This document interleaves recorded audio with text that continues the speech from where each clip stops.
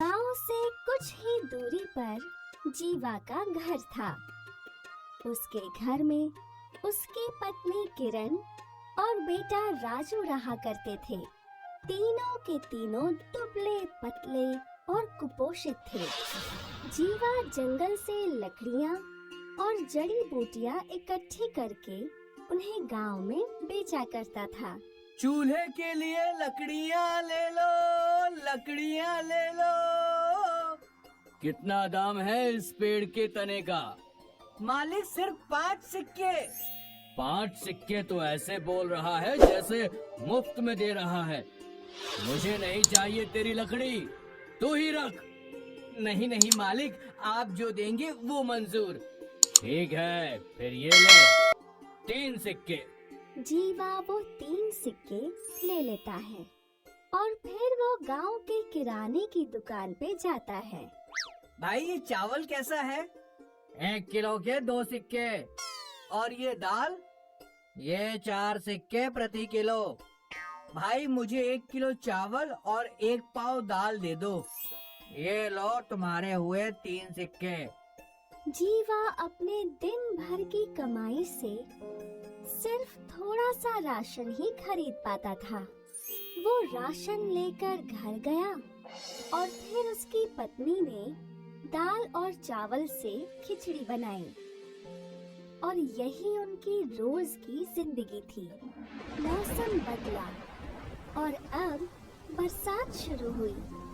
जीवा फिर भी जंगल गया और वहाँ उसने लकड़ियाँ काटी और एक बार फिर वो बाजार में लकड़ियाँ बेचने लगा।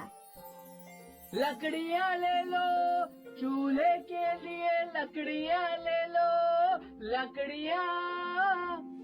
सुबह से शाम तक वो चिल्लाता रहा, लेकिन आज बारिश की वजह से एक भी ग्राहक लकड़ियाँ खरीदने नहीं आया। निराश जीवा वो लकड़ियाँ अपने कंधे पे लाद कर अपने घर की ओर निकल पड़ा। आज मैं अपने परिवार के लिए खाने का इंतजाम तक नहीं कर पाया। हे भगवान, ये कैसी जिंदगी दी है मुझे। निराश जीवा अपने घर पहुंचा और वो अपनी पत्नी और बेटे के सामने रोने लगा। अगले दिन जीवा वापस अपनी लकड़ी बाजार में बेचने गया, लेकिन इस बार भी कोई खरीदार नहीं था। शाम को एक सेठानी आई और उसने जीवा से लकड़ियाँ खरीद ली और जीवा को 5 सिक्के दे दिए। सिक्के देख जीवा बहुत खुश हुआ। वो पैसे लेकर किराने की दुकान में गया और वहाँ उसने 1 किलो चावल और आधा किलो दाल खरीदी और अपने बेटे राजू के लिए एक सेब भी खरीदा। सारा सामान लेकर जीवा लौट ही रहा था कि जंगल में उसे एक बंगला दिखा और इस बंगले से बच्चे के रोने की आवाज आ रही थी। जीवा को चिंता सताने लगी। वो उस बंगले में गया और वहाँ उसने देखा कि एक 4-5 साल का बच्चा रो रहा था।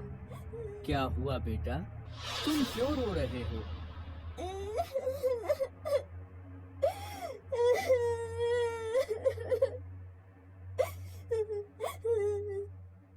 मुझे बहुत भूख लगी है। मैंने 3 दिन से कुछ नहीं खाया।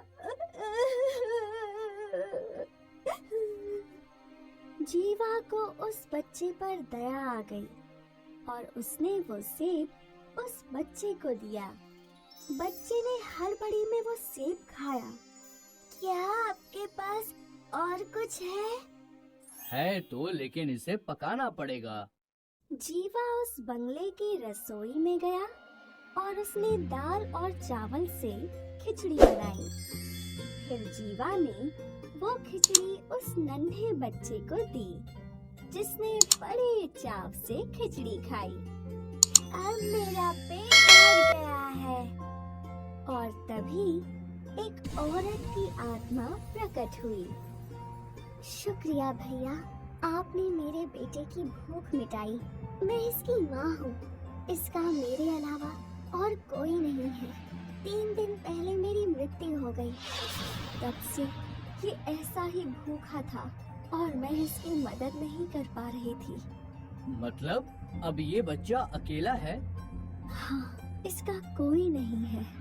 बहन तुम फिक्र मत करो, मैं इसे अपने साथ ले जाऊंगा और जो मैं खाऊंगा वही इसे भी खिलाऊंगा। भैया, तुम बहुत नेक हो और इसीलिए मैं चाहती हूँ कि तुम और तुम्हारा परिवार इसी बंगले में रहे और तुम्हें कभी खाने की कमी नहीं होगी। ये मैं देख लूंगी। तुम अभी अपने परिवार को यहाँ ले आओ।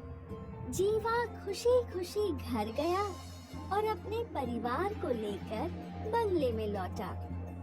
वो लोग वहाँ पहुँचे तो उन्होंने देखा कि रसोई का भंडार खाने पीने के सामान से भरा हुआ है।